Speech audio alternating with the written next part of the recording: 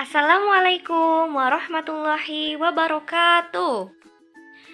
Nah, untuk pertemuan kali ini kita akan belajar tentang fikih, tanda-tanda baligh. Karena minggu kemarin juga kita sudah belajar tentang ini, kita akan mengulangnya agar kita lebih paham lagi. Ingat, tanda-tanda baligh bagi laki-laki. Yang pertama ada ihtilam atau mimpi basah. Mimpi basah adalah keluarnya mani dari kemaluan, baik dalam kondisi tidur maupun terjaga atau tidak tidur.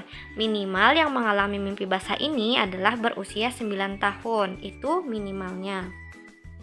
Kemudian yang kedua, genap berusia 15 tahun menurut kalender Hijriyah. Jika laki-laki yang sudah genap berusia 15 tahun dalam kalender Hijriyah, maka bisa dikatakan sudah baligh.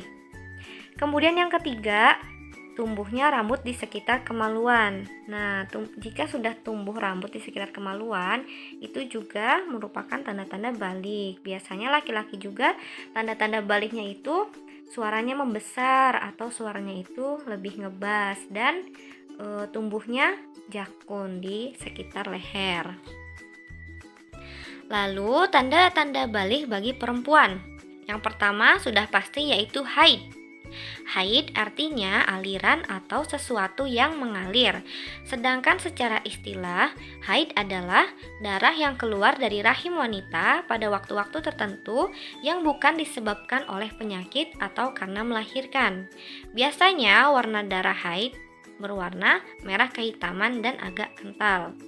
Kemudian tanda-tanda baligh yang selanjutnya yaitu payudaranya membesar. Dan sama seperti laki-laki, tumbuhnya rambut di sekitar kemaluan. Lalu ada pula hal-hal yang dilarang ketika haid dan ihtilam. Yang pertama adalah sholat. Sudah pasti jika kalian dalam keadaan haid atau ihtilam itu dilarang untuk sholat. Karena sholat dilakukan harus dalam keadaan suci. Maka dari itu, siapapun yang telah mengalami haid maupun ihtilam harus melakukan mandi wajib terlebih dahulu sebelum melakukan sholat.